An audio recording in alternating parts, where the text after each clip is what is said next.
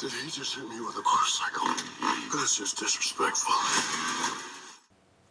Hello everybody, welcome back to Screenstars. I'm here today to bring you my review for the 2024 action film, The Killer's Game. The film is directed by J.J. Perry and it stars Dave Bautista. We've got a cast with Sophia Boutella, Scott Adkins, Terry Crews, Ben Kingsley, Drew McIntyre, as well as a few others you will recognise. And the film focuses on Dave Bautista's character, Joe Flood, who is an assassin. He has been an assassin for a few decades. He's one of the most effective out there. He's got a strong reputation. And this one night, he meets Sophia Boutella's character, who is a dancer, a classical dancer. And they start dating and they fall in love. Joe, who's been having these really bad headaches, goes and sees a doctor, and after the results come back, they tell him he has got a degenerative disease, and he's got 3 months left to live, essentially. He can't stand that. He doesn't want to kind of go out the way that he will if he lets the disease take over. So he puts a contract, a hit, out on himself.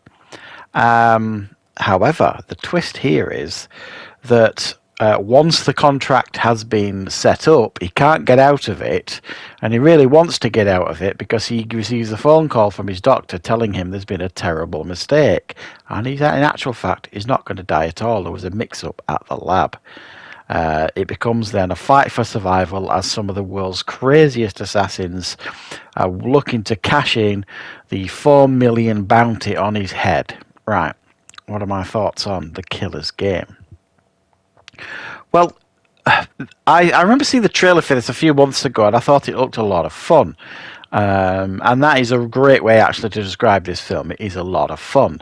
It isn't an action film that you'll want to be taken seriously, but it's funny when I say that. If you do go into this taking it seriously, then you're not going to really enjoy this one. However, the film, one of the biggest weaknesses of the film is that it's at odds with itself, because at times it kind of takes itself seriously. And what I mean by that is like the relationship between this character Joe that Dave Bautista plays and Sophia Boutella. That romance is all very real, and he plays it for the most part, Dave Bautista, straight. He plays the role straight. So there are times where the film feels like it's pretty serious stuff. And then when he puts the hit out on himself, it just kind of becomes almost slapstick, actually, because the crew of hitmen that are released upon him are like way over the top stuff, cartoon characters sort of thing. And it delves very heavily in at that point into comedy at times. So it's heavy on the comedy this at times, and it does feel sometimes to be at odds with itself. And that for me did feel a little bit odd at times. Now the director J.J. Perry is one of these directors that has come up from being a stuntman. He knows people like Scott Adkins really, really well. I think his first film that he directed was Day Shift, the Netflix vampire action film that I actually quite enjoyed. And this is his second outing. So they're very similar in the way they're shot.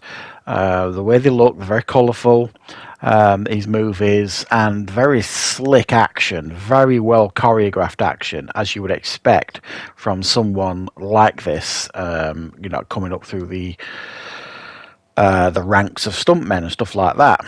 And, they're kind of taking over the action genres now, these directors, that have come from the stunt background, because they know what people want to see. They know what makes a good movie. They know what makes a good stunt. They know how to choreograph and all that kind of stuff. And if they surround themselves with the right people, then it's likely to be a good film. And this is indeed a good film. Lots of fun to watch, as I've said before. It reminded me very much, and, you could almost feel like this genre is getting a bit tired, like this hitman genre, since John Wick came out. There are a dime a dozen these days. So it's got to kind of try and do something to stand out. And this is, I think, a cross between the Accident Man movies that Scott Adkins makes, especially the second one, and John Wick, like John Wick 3 and 4 for sure. Slick, way over the top action, quick one-liners, and especially with the Accident Man films, the second one, Hitman's Holiday, way over the top hitmen, bonkers, really, some of them. I mean, we've got, like I say, you've got Scott Adkins in here as one of the hitmen. He plays like this Scottish hitman with his brother, played by WWE superstar Drew McIntyre. You've got Terry Crews here trying to chew up scenery. And in actual fact, they don't really give him enough to do, Terry Crews, which is a shame here in this film. The best scenes with him are with this imbecile that he gets to, who's driving him around. This lad who's not got a brain cell. Really annoying, the Terry Crews character sort of thing. And that's about all he really has to do in the film, not a great deal else. I thought the romance between Dave Bautista and Sofia Boutella worked quite well. I believe their relationship. I thought actually they had quite decent chemistry from the scenes that they had together. And Ben Kingsley, who's not in the film a great deal, who plays like Dave Bautista's handler or boss, if you like, who gives out his contracts. He plays a good character as well. I mean, it doesn't, if you like, follow what you would expect to be a typical pattern. I expected a betrayal in this film, and I thought I could see that coming a mile away, but it actually didn't happen, which I was pleased to see. And the violence is, as I've said, it's fast paced, it's pretty graphic, pretty brutal, doesn't hold back, lots of blood, lots of decapitations, and it's very graphic stuff in regards to the violence here. It almost borderline ultra violence, if you like. So it's an adult action film. It's not meant for young audiences. It's a well-made one. It's got memorable cast members, as daft as some of them are, especially the hitmen that come after Dave Bautista. If you like, the straightness that Dave Bautista plays it, and the romance between him and Sofia Boutella, especially when she becomes in danger, kind of grounds the thing, so it doesn't kind of get out of control with the silliness, because it's one of those films where it introduces the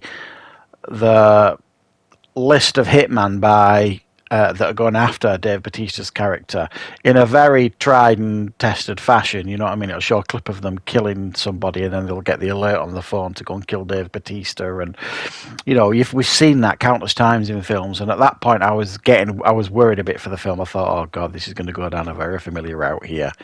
And while it kind of does, it's still highly entertaining and a lot of fun to watch. So yeah, I'm not gonna lie, I had fun with this film. It's not, I don't think gonna take a crown of like best action film of the year or the last few years or anything like that. It's definitely not going to be one of the top films of Dave Bautista's filmography. I'm actually surprised he's still doing these kind of films, because he keeps saying he wants to stick to doing like serious roles and like more dramatic roles and all that kind of stuff, and maybe he struggles to get them parts. Maybe he just kind of gets offered more of these than other things. But it's definitely a fun watch, quite memorable in parts and well made. So if you get the opportunity to see The Killer's Game, if you're a fan of fun action films, then I don't think you'll come out overly disappointed. Just don't go in expecting Shakespeare or a new original story or anything like that, because you definitely won't get it. So thanks for joining me for this review, guys. I hope you liked it. I hope you found it useful. I will of course be back, plenty more reviews and content on the channel very, very soon.